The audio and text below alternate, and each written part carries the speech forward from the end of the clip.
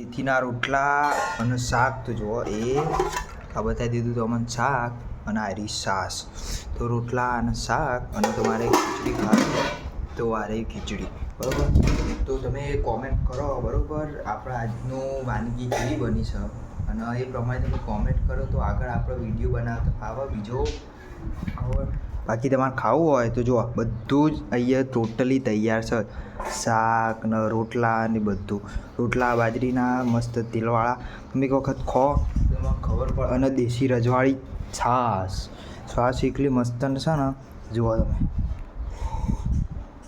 પીવાની પણ મજા આવી જાય. તમારે તમે કોમેન્ટ કરો બીજું આપણો વિડીયો આપણે લાવી દઈએ તમે બરાબર. તો તમારો બ્લોગ ગમ્યો હોય તો લાઈક કરજો અને સપોર્ટ કરજો બરાબર.